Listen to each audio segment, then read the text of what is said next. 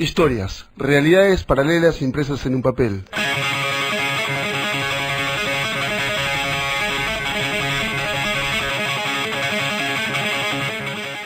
Fábulas con vida propia, personajes casuales, letras que vos capturás con tus ojos y tu cerebro les da vida. Viajes a otros mundos, sin moverte un milímetro físico del tuyo. Disparos emotivos que rompen la psiquis y se identifican con tus arrebatos de asombro.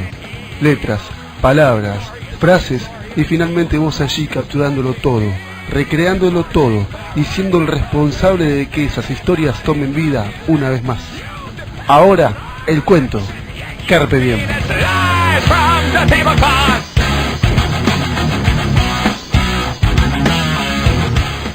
Descenso paralelo.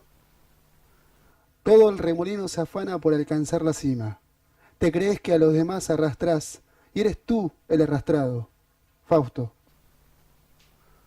Asomado al balcón, la pierna izquierda amacándose en el aire como un flácido péndulo de carne, Carlos intentaba en vano darse ánimo, repitiéndose frases idiotas. Yo puedo. Más apropiadas para un comercial de zapatillas que para desbaratar la parodia de su indecisión. Inoportuno. El frío viento que le alborotaba el pelo le traía recuerdos amables, destinados, memoria de geografías remotas donde otros vientos helados habían acariciado los cabellos de Cecilia, los cabellos que alguna vez fueron de Cecilia, con una ternura que sus manos habituadas a la indiferencia habían envidiado. Miró entonces la procesión de nubes gelatinosas en el cielo oscuro, la silueta de los edificios recortándose como una mordedura de la noche, la fuga de los autos hacia ninguna parte. Quería odiar al mundo y destilar de ese rencor la medicina que le permitiera expurgar su tardía vacilación. Pero el mundo era una abstracción indiferente, una esfera infatigable dando vueltas inútiles en la nada. Just do it, se dijo de pronto, y se rió inesperadamente, una sorda risita liberadora que casi se convierte en el empujón definitivo que no podía encontrar en la jungla de palabras. A pesar de las frases ensayadas, la visión de este abismo de 9 pisos todavía lo paralizaba.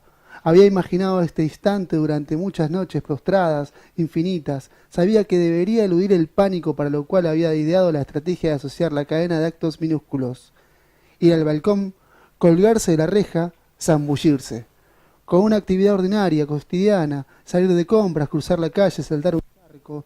Esta disociación con su significado le permitía camuflar el sentido de sus movimientos y así, casi sin darse cuenta, podría pasar al otro lado y hacer eso de una vez por todas. Decía eso y automáticamente se acordaba de Cecilia, que hasta el último día había evitado llamar a las cosas por su nombre y que en cambio había preferido llamar al cáncer el mal, convencida de que aquella palabra blasfema era la suma de todas las desgracias y pecados que por lo tanto encarnaba la innombrable.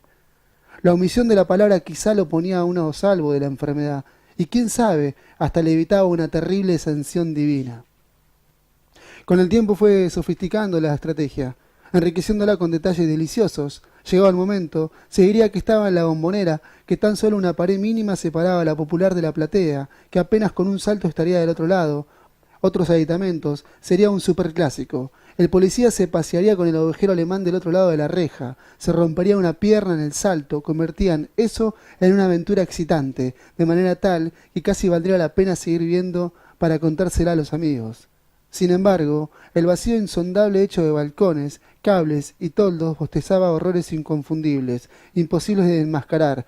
Era un enorme, demencial esfínter que succionaba al mismo tiempo que expulsaba, desmantelando con ese movimiento pendular el escenario que tan delicadamente había montado para su acto del autoengaño.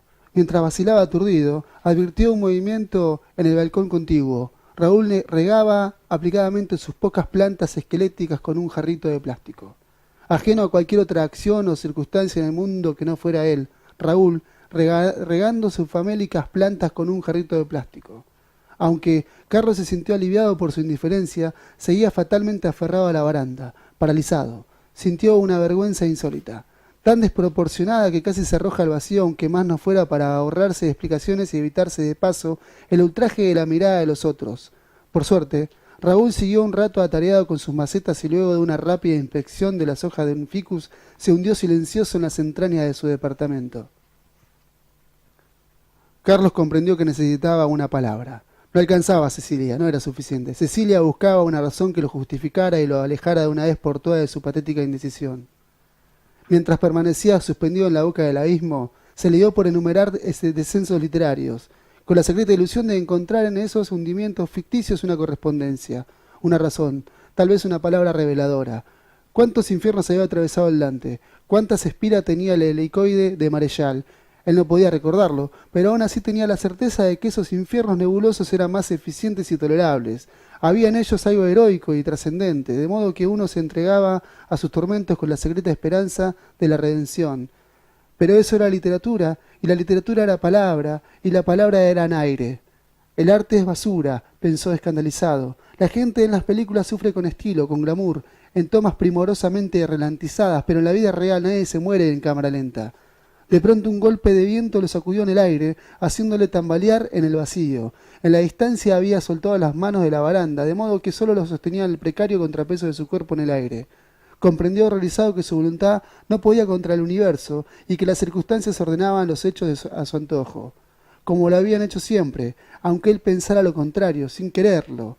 Se imaginó en el aire, abismándose en el agujero negro con movimientos retardados, contando los pisos que representan una atroz cuenta regresiva, octavo, séptimo, sexto. La imagen lo hundió en espanto, el desenfreno. Al fin, abandonó el balcón precipitadamente.